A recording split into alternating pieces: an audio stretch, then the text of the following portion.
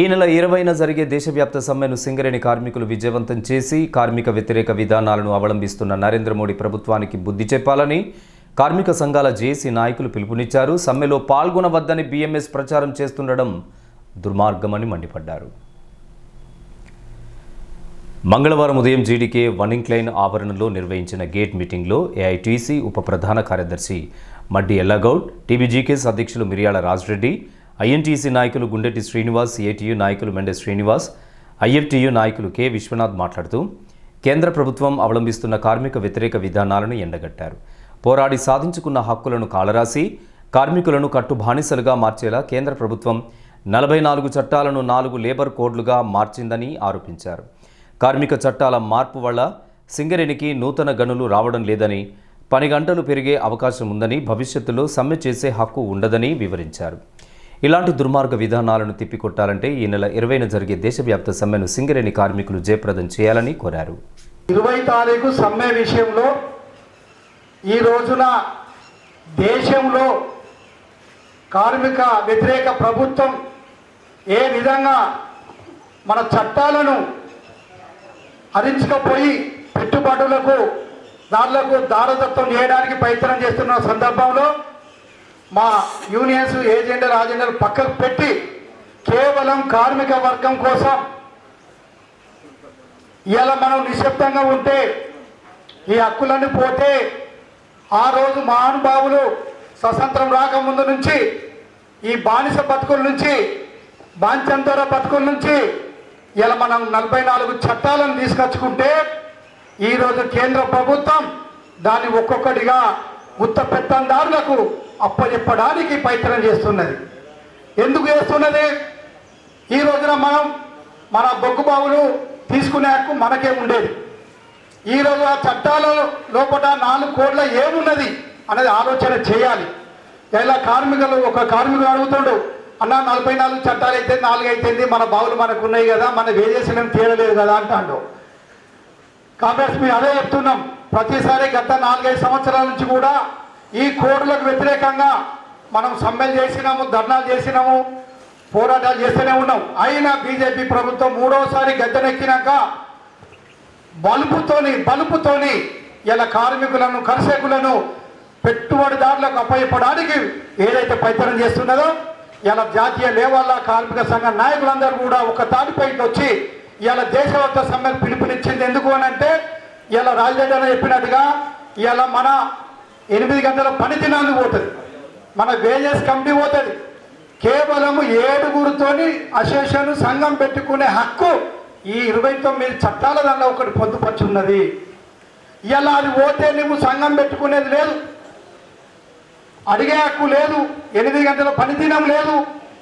ఇవన్నీ దీనిలా మోసపూరిత మన మీద కార్మిక చట్టాలను తీసేసి ఇవాళ గవర్నమెంట్ ఒక 200 మంది భారతదేశంలో పెట్టుబడిదారులకు సగం ఇప్పటికీ అమ్ముడు పోయినాయి, ఇక సగం ఉన్నాయి. అందులో సింగరేణి మనకు ఇవాళ మన బావులు మనకు రావాలంటే వస్తలేవు. వేలంలో పాల్గొనాలంటారు, వేలంలో పాల్గొంటే మన సింగరేణికి నష్టం జరుగుతుంది. ఇలా కాంట్రాక్ట్ వాడే వేలంలో పట్టుకుంటే తక్కువ జీతాలతో మన దోపిడీ చేసి కాంట్రాక్ట్ కార్మికులను శ్రమ దోపిడీ ఏ విధంగా చేసుకుంటాడో రేపు కూడా మన పరిస్థితి అట్లనే వస్తుందన్న ఉద్దేశంతో ఈరోజు మనం ఒకరోజు టోకెన్ సమ్మె ఇవ్వడం జరిగింది. కేంద్ర ప్రభుత్వానికి మన నిరసనం తెలియజేస్తూ ఐక్యతను చాటుతూ ఒక హెచ్చరికలాగా ఉండే విధంగా ఒక్క బొగ్గు పెళ్ళ కూడా రాకుండా చూడాల్సినటువంటి బాధ్యత మనందరిపైన ఉన్నది. అంతేకాకుండా ఈ సమ్మెలో ఒక్క బిఎంఎస్ తప్ప అన్ని కార్మిక సంఘాలు, చిన్న చితక అన్ని సంఘాలు కూడా ఈరోజు సమ్మెలో పాల్గొంటున్నాయి తప్ప ఒక్క బిఎంఎస్ మాత్రమే సమ్మెలో పాల్గొనట్లేదు. ఎందుకంటే కేంద్ర ప్రభుత్వానికి వాళ్ళు కొంత అనుకూలంగా వ్యవహరిస్తున్నటువంటి విధానం, వేదిక పైన చెప్పేటువంటిది ఒకటైనా చేతుల్లో మనకు కనిపిస్తున్నటువంటి విధానాన్ని చూస్తున్నాం. కాబట్టి ఒక బిఎంఎస్ తప్ప అన్ని సంఘాలు పనిచేస్తా ఉన్నాయి, అన్ని రంగాల వాళ్ళు చేస్తా ఉన్నారు. అలాగే సింగరేణిలో అసంఘటిత రంగానికి చెందినటువంటి వాళ్ళైతే కాంట్రాక్ట్ కార్మికులు, అవుట్ సోర్సింగ్ సంబంధించినటువంటి వాళ్ళు, ఓబీ వాళ్ళని కూడా ఈ సంఘాలకు చెందినటువంటి వాళ్ళే మన కార్యకర్తలే దానికి నాయకత్వం వహిస్తున్నారు. కాబట్టి ఖచ్చితంగా ఓబీలో కూడా ప్రైవేట్ వాళ్ళని కూడా అవుట్సోర్సింగ్ వాళ్ళని కూడా అందరినీ కూడా ఈ సమ్మెలో పాల్గొనేటువంటి విధంగా తయారు చేయాల్సినటువంటి అవసరం మనకి వేదిక పైనటువంటి నాయకులకి ఉన్నది అనేటువంటిది కూడా తెలియజేస్తూ కార్మిక వర్గం కూడా స్వచ్ఛందంగా ఆ రోజు సమ్మెలో పాల్గొనాలి. ఇందులో ఎక్కువ మీరు ఇన్వాల్వేషన్ కావాలంటే ఇక్కడ ఉన్నటువంటి సోదరులందరూ కూడా ఈ సమ్మెలో పాల్గొని ఆ రోజు జరిగేటువంటి సమ్మెను విజయవంతం చేయాల్సిందిగా మేనేజ్మెంట్ కానీ అటు కేంద్ర ప్రభుత్వాలు కానీ ఒక చెప్పెట్టులాగా ఉండాలని చెప్పేసి మిమ్మల్ని కోరుతున్నాను.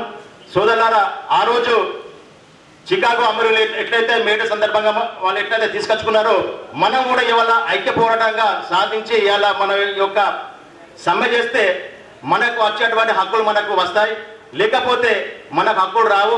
ఏదైనా కూడా కానీ ఏది చేయాలన్నా కూడా కానీ మీ ద్వారానే సాధ్యమవుతుంది.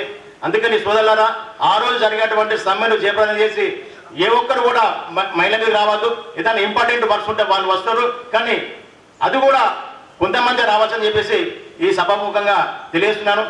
సోదరులారు, ఇంకోటి ఏంటంటే ఈ 44 చట్టాలను 4 కోడలుగా విధించి ఇలా కార్మిక హక్కులను కాలరాస్తున్నటువంటి కేంద్ర ప్రభుత్వ నరేంద్ర మోడీ గారికి ఒక చెప్పేపట్లాగా మనం సూచించాలి.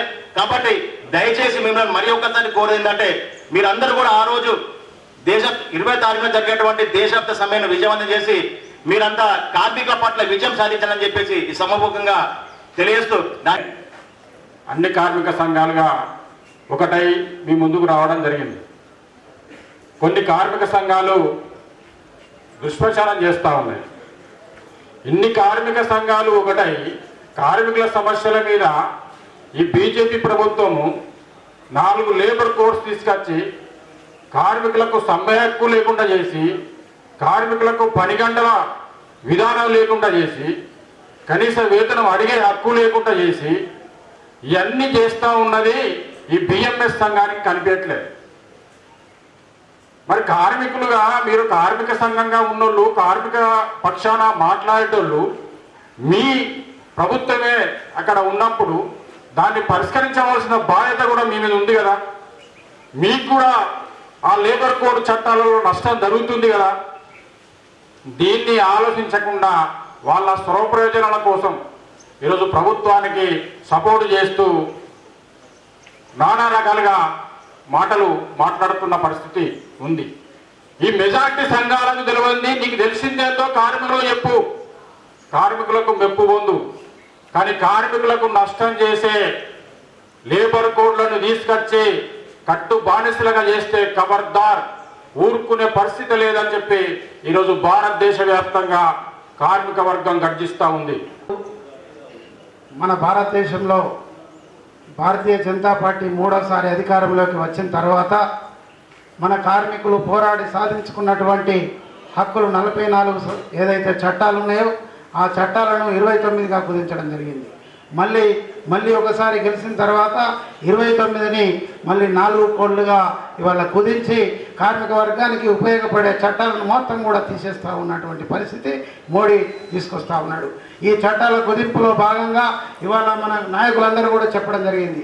ఇవాళ 7 ఉంటే యూనియన్ పెట్టుకునే హక్కు పోతా ఉంది, ప్రశ్నించే హక్కు పోతా ఉంది. అదేవిధంగా 139 సంవత్సరాల క్రితం 8 గంటల పనిదినం కావాలని పోరాడి సాధించిన ఎందరో అమరులైనటువంటి సాధించినటువంటి హక్కును కూడా ఇవాళ 8 గంటల పనిదినాన్ని 9 గంటలు 12 గంటలు చేసే పరిస్థితికి తీసుకొస్తున్నటువంటి ఈ విధానానికి వ్యతిరేకంగా ఇవాళ మనం అందరం కూడా పోరాడవలసిన అవసరం ఉంది.